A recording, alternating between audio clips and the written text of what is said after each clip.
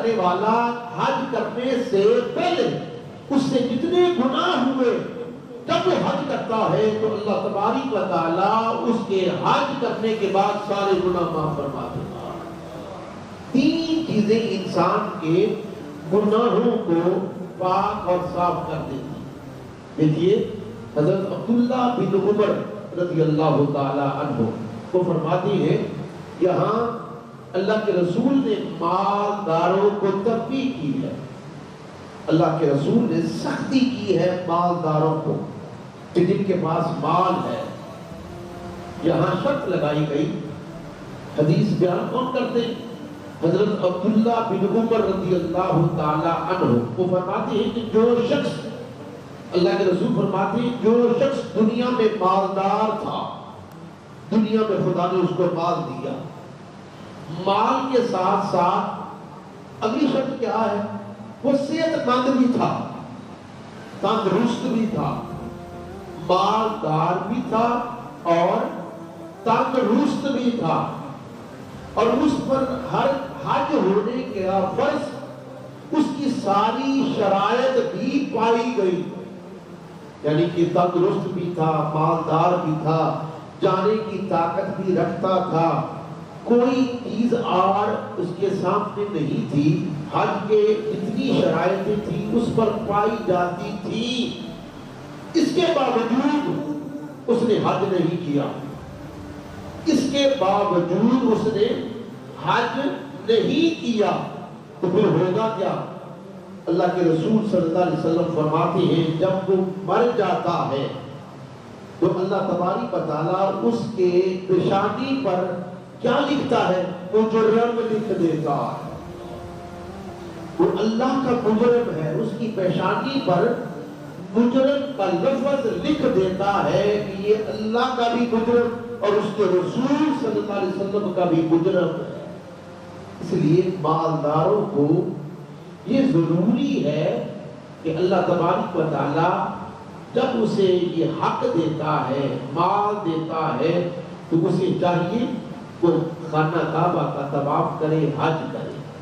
اگلی بات عرض کر دینا چاہتا ہوں، حضور صلی اللہ علیہ وسلم نے فرمایا اگر کوئی شخص مالدار ہے، اللہ نے اسے مال بھی دیا، پھر اللہ نے اس کو صحت بھی دی، پھر اللہ تبارک و تعالیٰ نے اس کو سفر کرنے کی طاقت بھی دی، اور اس نے نہ کیا، اس نے نہ کیا، کیا نہ کیا؟ وہاں نہیں گیا، کہاں نہیں گیا؟ حج کرنے کے لیے نہیں گیا، تو پھر کیا ہوا؟ اللہ کے رسول صلی اللہ علیہ وسلم فرماتے ہیں مجھے اس سے کوئی غرض نہیں، وہ یہودی ہو کر مرے تب کوئی فرق نہیں پڑتا، وہ عیسائی ہو کر مرے تب کوئی فرق نہیں پڑتا، اس کا مجھ سے کوئی تعلق نہیں، مجھ سے کوئی واسطہ نہیں، وہ یہودی ہو کر مرا یا عیسائی ہو کر مرا، کیوں؟ طاقت رکھنے کے باوجود بھی وہ اس کی بارگاہ میں حاضری دے کر اپنے گناہوں کو کیوں نہیں بچوا سکتا؟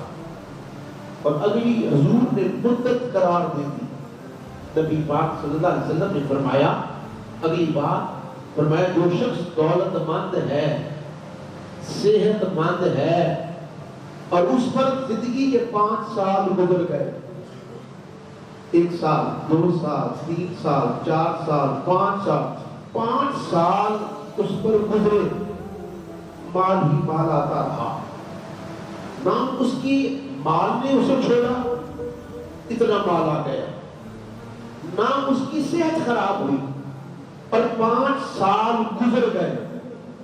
اللہ کے رسول صلی اللہ علیہ وسلم فرماتے ہیں اگر کوئی شخص اگر اسی حال میں اس کو موت آ گئی، 5 سال مال بھی خدا نے دیا، صحت بھی خدا نے دی، اور 5 سال گزر گئے، اللہ کے رسول صلی اللہ علیہ وسلم فرماتے ہیں اسی حال میں اگر اسے موت آ گئی تو اس شخص کو اللہ کی بارگاہ میں گناہگار لکھا جائے گا۔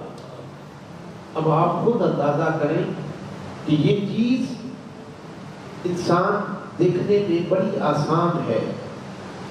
اگر انسان دیکھیے بندے نے حج کیا، اگر حلال کمائی کا کیا اللہ نے محبت کی، اس کے رسول نے محبت کی۔ اگر تمہارے حج کی کمائی میں حرام آ گیا، اگر حج کی کمائی میں دھوکہ آ گیا، اگر حج کی کمائی میں فرار آ گیا، اگر حج کی کمائی میں آپ نے کسی کے ساتھ دھوکہ کر دیا اور اس دھوکے والے پیسے کو اپنے حج میں ڈال دیا، اللہ کے رسول نے فرمایا حلال کمائی کا حج اللہ کی بارگاہ میں قبول ہوگا، اور حرام کمائی کا حج اللہ کی بارگاہ میں قبول نہیں ہوتا۔ وہ لاکھوں لگائے، کروڑوں لائے، جتنے مرضی لگائے، لیکن خدا تو اس کے حال کو جان رہا ہے۔ اس لیے اللہ کی بارگاہ میں جانے کے لیے رزق حلال کا حکم ہے۔ اگر رزق حلال ہے تو بھول جاؤ، زندگی میں ایک مرتبہ آپ پر فرض ہے طاقت، وہ بھی حکم یہ ہے کہ اگر طاقت ہے جاؤ، ضرور جاؤ، اگر طاقت نہیں تو تم پر کوئی دوش نہیں ہے۔ اگر مال پڑا ہے، پڑا ہونے کے باوجود بھی تم حج نہیں کرتے تو اللہ کی بارگاہ میں سخت گنہگار۔ یہ حکم ہے۔ جب یہ قرآن پاک کی آیت نازل ہوئی کہ حج تم پر فرض کر دیا، صاحب استطاعت پر، طاقت والے پر جب حج فرض ہوا، وَلِلَّهِ عَلَى النَّاسِ حِجُّ الْبَيْتِ مِنِ اسْتَطَاعَ إِلَيْهِ سَبِيلًا، جب یہ آیت نازل ہوئی تو اللہ کے رسول صلی اللہ علیہ وسلم نے فرمایا صحابہ لوگوں سن لو، تم پر خدا نے حج کو فرض کر دیا، تو اس گھر کی طاقت رکھتا۔ ایک صحابی بیٹھا ہوا تھا، اس نے عرض کیا آقا کیا یہ سنا جب تو کیا کہتا ہے، اے اللہ کے رسول کیا حج ہر سال فرض ہے؟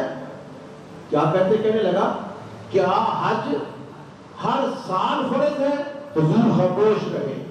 اس نے پھر یہی سوال دہرایا، اے اللہ کے رسول کیا حج ہر سال فرض ہے؟ حضور پھر خاموش رہے۔ جب اس نے تیسری مرتبہ کہا تو حضور نے اشارہ کیا خاموش ہو جاؤ، بیٹھ جاؤ۔ تو بیٹھ گیا۔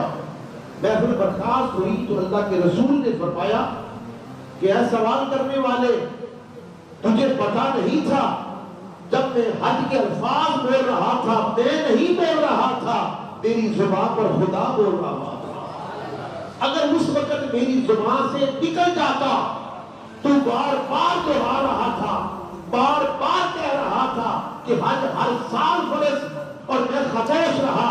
اگر میری زبان سے یہ بات نکل جاتی ہاں حج ہر سال فرض ہے، تو اس وقت میری زبان پر میرا رب بول رہا تھا تو تم پر حج ہر سال فرض ہو جاتا، تو تم کرنے کی طاقت نہیں رکھتے تھے۔ تو میں تمہارے حال کو دیکھ رہا تھا، تمہاری چیزوں کو دیکھ رہا تھا، تمہارے حال کو دیکھ رہا تھا، تمہاری صحت کو دیکھ رہا تھا۔ تو میں جب یہ دیکھ رہا تھا تم بولنے والے تو ذرا سوچ کر بول کہ جب نبی بول رہا ہو، رسول بول رہا ہو تو رسول خود نہیں بولتا، اس رسول کی زبان پر خدا بول رہا ہوتا ہے، اس کے حکم وہ خدا کے حکم سے بولتا ہے، خدا کے حکم سے چلتا ہے، اور رسول کا بولنا خدا کا بولنا ہو جاتا۔ یہ حقیقت ہے۔ اس لیے بزرگوں کی محفل میں حکم کیا ہے کہ جب کوئی بزرگ بول رہا ہو، جب کوئی گفتگو کر رہا ہو، حضور کی اس حدیث پاک سے یہ بات ثابت ہے، جب کوئی بزرگ، جب کوئی اللہ کا درویش بندہ بول رہا ہو تو اس کی گفتگو میں ایسے ہی بات نہ کرنا، خدا جانے اس کی زبان سے کوئی ایسا لفظ نکل جائے جو تیرے لیے عذاب کا سبب بن جائے۔ اس لیے صحابہ حضور کی محفل میں بیٹھتے تھے تو خاموش ہو کر بیٹھتے تھے، کسی ولی کی محفل میں بیٹھنا ہو تو خاموش ہو کر بیٹھنا ہو، اس کی گفتگو کو سننا ہو، کیونکہ وہ جب اللہ کا ولی، ولی کا معنی دوست، دوست کس کا؟ خدا کا۔ جب اللہ کا ولی بولتا ہے تو خدا کی رضا کے لیے بولتا ہے، خدا کی خوشنودی کے لیے بولتا ہے، پھر وہ ولی نہیں بولتا، ولی کی زبان پر خدا بول رہا ہوتا ہے۔ دوستو یہ حقیقت ہے